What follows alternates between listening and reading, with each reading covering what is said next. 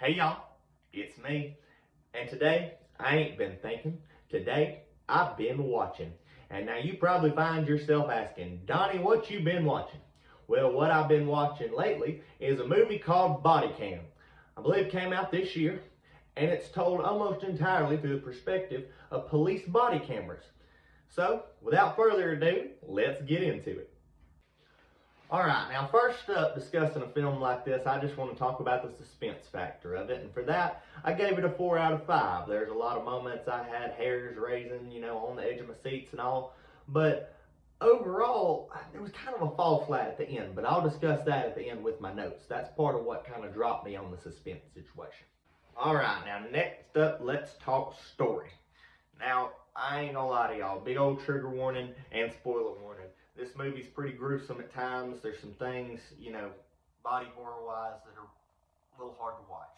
But overall, story-wise, I gotta give it a 3 out of 5. Again, because of what I mentioned right there at the beginning with the suspense. There's kind of a big old fall flat at the end, and I'm gonna go ahead and talk some about that.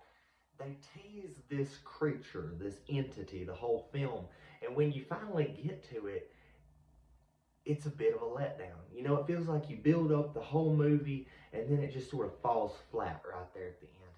And I don't know, didn't really hit for me. Now, I did like that the writers of the film sort of tied in the creature with addiction because I believe that addiction can be a very dangerous thing. So I thought that was an interesting reference to make in the story. But at the same time, it just, like I say, it fell flat in the end with the CGI Vecna type thing that they used. It just didn't work for me personally. Alrighty, now for the characters, and I'm not counting the creature as a character. I mean, technically it is one, but I didn't want it to hurt the points any more than it already has. So character-wise, I gave it a 5 out of 5.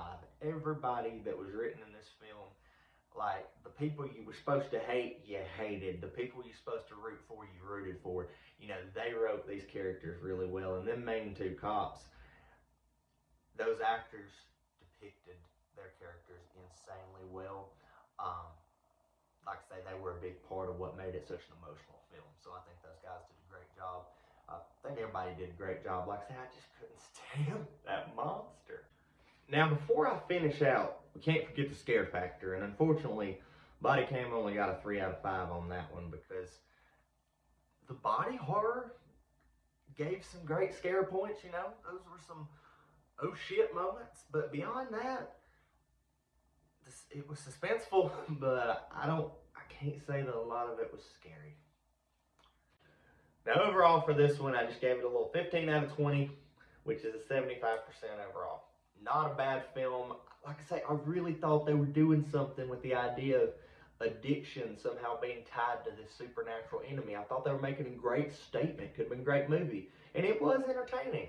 But the end just lost it for me. Like, I feel like they could have used a lot of different things to depict, but the creature they used felt very strange and CGI'd and just didn't fit the story, especially the whole found footage narrative. I mean, obviously it had fantastical elements anyway because it was horror of that nature, but like I say, I just couldn't get past that CGI monster.